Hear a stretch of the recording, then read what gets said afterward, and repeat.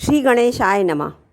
अंतस यात्रा की इस कड़ी में आज हम आधुनिक विमानों के साथ अपने वैदिक विमानों की चर्चा करने जा रहे हैं। जैसा कि आजकल आप सभी जानते हैं कि रूस और यूक्रेन के युद्ध में यूक्रेन का एक विमान एंटोनोव N225 मरिया नाम का रूसी फौज ने ध्वस्त कर दिया। इस विमान के नाम बहुत सारे रिकॉर्ड्स हैं। ये अपनी विशालता के कारण आजकल चर्चा का विषय है। मरिया मूलतः कार्गो विमान है। एंटोनोव कंपनी के मुताबिक मरिया दुनिया के किसी भी कोने में बहुत भारी सामान पहुंचा सकता है। इसकी गति 800 किलोमीटर प्रति घंटा तक हो सकती है और यह हवा में 9 किलोमीटर ऊंचाई तक उड़ सकता है। इस विमान ने वायु परिवहन के इतिहास में सबसे लंबा कार्गो ले जाने का रिकॉर्ड बनाया है, जिसमें 42.1 मीटर के 2 पवन टरबाइन को चीन से डेनमार्क के लिए विशेष परीक्षण के लिए पहुंचाया गया था। मरिया का रखरखाव करने वाली कंपनी यूक्रोबोरोनप्रॉम का कहना है कि फिलहाल इस ध्वस्त विमान की क्या स्थिति है, इस बारे में पता नहीं चल सका है। इसलिए इस विमान को कितना सुधारा जा सकता है, यह अभी नहीं कहा जा सकता। इस विमान का उल्लेख करने का मकसद सिर्फ यह बताना है कि आज से सदियों पूर्व हमारे रामायण काल में पुष्पक विमान का उल्लेख आता है, जिसके बारे में आज लगभग सभी जानते हैं। रावण वध के उपरांत भगवान राम इसी विमान से अयोध्या आए। इसमें एक साथ ही समस्त वानर सेना व अन्य सभी सवार हुए थे। ऐसा विलक्षण था हमारा पुरातन विज्ञान, जिसको हम भूल चुके हैं। प्रयोग उपरांत श्री राम ने इसके मूल स्वामी कुबेर को इसको लौटा दिया था, क्योंकि विमान गगन में अपने स्वामी की इच्छा के अनुसार भ्रमण करने में सक्षम था। अतः इसे इसके स्वामी कुबेर द्वारा देवताओं को यात्रा करने के लिए भी दिया जाता था। इस विमान में स्वामी की इच्छा अनुसार गति के साथ ही बड़ी संख्या में लोगों के सवार होने की क्षमता भी थी। यह विमान यात्रियों की संख्या और वायु के घनत्व के हिसाब से स्वयं अपना आकार छोटा या बड़ा कर सकता था। ऋग्वेद में लगभग 200 से अधिक बार विमानों के बारे में उल्लेख दिया है। इसमें कई प्रकार के विमान जैसे तिमंजिला, त्रिभुज आकार के एवं 3 पहिए वाले आदि विमानों का उल्लेख है। इनमें से कई विमानों का निर्माण अश्विनी कुमारों ने किया था, जो 2 जुड़वा देव थे एवं उन्हें वैज्ञानिक का दर्जा प्राप्त था। इनमें से साधारणतः 3 यात्री जा सकते थे एवं उनके दोनों ओर पंख होते थे। अग्निहोत्र विमान में 2 ऊर्जा स्रोत थे, अर्थात इंजन थे, तथा हस्त विमान में 2 से अधिक स्रोत थे। किसी विमान का रूप व आकार आज के किंग फिशर पक्षी के अनुरूप था। इस प्रकार हमारे वेदों में बहुत प्रकार के विमानों का उल्लेख है। एक जलयान का भी उल्लेख है, जो वायु तथा जल दोनों में चल सकता है। कारा नामक विमान भी वायु तथा जल दोनों तलों में चल सकता था। त्रिताला नामक विमान तिमंजिला था। त्रिचक्र रथ नामक 3 पहियों वाला यह विमान आकाश में उड़ सकता था। किसी रथ के जैसा प्रतीत होने वाला विमान वाष्प अथवा वायु की शक्ति से चलता था। विद्युत रथ विमान विद्युत की शक्ति से चलता था।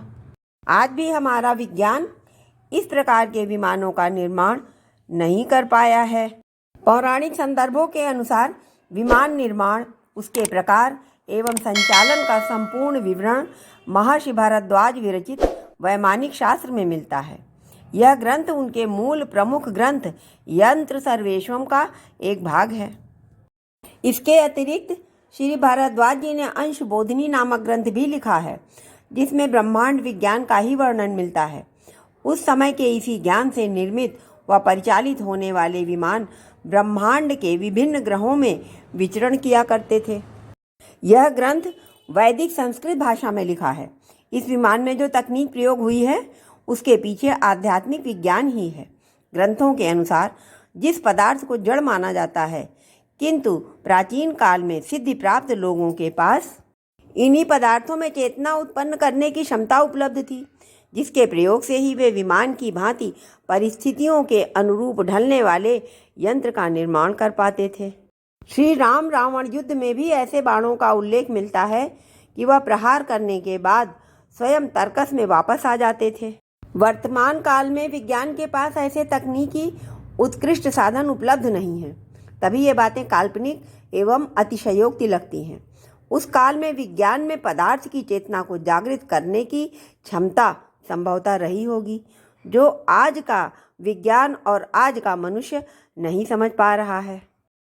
उसी क्षमता के प्रभाव से ही यह विमान स्वसंवेदना से क्रियाशील होकर आवश्यकता के अनुसार आकार परिवर्तित कर लेता था।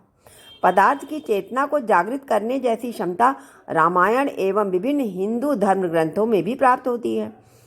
पुष्पक विमान में यह भी विशेषता थी कि वह उसी व्यक्ति से संचालित होता था जिसने विमान संचालन मंत्र सिद्ध किया हो। आज हम अपने बच्चों को इंजीनियर या डॉक्टर बनाते हैं या उच्च शिक्षा देकर उन्हें प्राइवेट या मल्टीनेशनल कंपनी ज्वाइन करने के लिए बोलते हैं। बच्चे यंत्रवत पैसा कमाने की मशीन होते जा रहे हैं, और तो और वह भी इसी में खुश रहते हैं। वैदिक संस्कृति सत्य सनातन है और वेद को अनादि अथवा ईश्वरी माना गया है, क्योंकि मनुष्य और उसकी सभ्यता के बारे में सबसे प्राचीन इतिहास भी इसी संस्कृति की देन है, जिसमें ऋषियों द्वारा मानव समाज को व्यवस्थित तरीके से चलाने की बात कही गई है। हमारी वैदिक संस्कृति आज भी उतनी ही सशक्त, सुव्यवस्थित, सुसंगठित और अनुशासित है जितनी कि सृष्टि के उदय के समय। यही प्रमुख कारण रहा है कि वैदिक संस्कृति को विश्व पटल पर आज भी सम्मानित दृष्टि से देखा जाता है। रूस और यूक्रेन की युद्ध की विभीषिका में यह तथ्य सामने आया कि कितनी हजारों की संख्या में हमारे भारत के छात्र छात्राएं विदेशों में उच्च शिक्षा के लिए जाते हैं।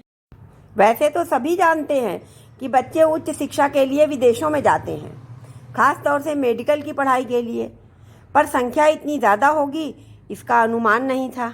इसका एक कारण यह भी है कि आज भारत में शिक्षा की मूलभूत प्रणाली में काफ़ी कमियां हैं, और दूसरे मेडिकल आदि उच्च शिक्षा में और देशों की अपेक्षा भारत में अधिक आर्थिक बोझ पड़ता है। खैर, कारण कुछ भी हो, हम यहाँ मूल विषय से भटकने के बजाय यह कहना चाहते हैं कि जहाँ हमारे वेदों में विज्ञान के ज्ञान का खजाना भरा हुआ है, परंतु हम उसे समझने, समेटने और सीखने के बजाय विदेशों से तकनीक हासिल करने में जुटे हुए हैं। वेद हमारी भारतीय और विशेषकर हिंदू धर्म के वे ग्रंथ हैं जिनमें ज्योतिष, गणित, विज्ञान, धर्म, औषधि, प्रकृति, खगोल शास्त्र और इन सबसे संबंधित सभी विषयों के ज्ञान का अकूत भंडार हैं। ऋषि मुनियों द्वारा रचे हुए वेद हमारे हिंदू संस्कृति की रीढ़ माने जाते हैं।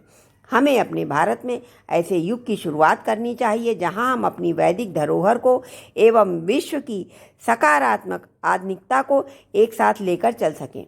इसके लिए हमें संस्कृत भाषा का भी गहन अध्ययन करना होगा। हमें अपने शिक्षण संस्थानों में हिंदी, अंग्रेजी के साथ संस्कृत विषय को भी अनिवार्य बनाना होगा। इसके लिए सतत प्रयास और निरंतर अभ्यास की ज़रूरत है। तो आइए हम अपने युवाओं को आधुनिक विज्ञान के साथ अपने वैदिक विज्ञान का प्रयोग भी सिखाएं। अपने वेदों में छिपे हुए विज्ञान को दुनिया के सामने प्रदर्शित करें और अपने भारत को विश्व गुरु, वेद गुरु बनाएं। जय श्री राम।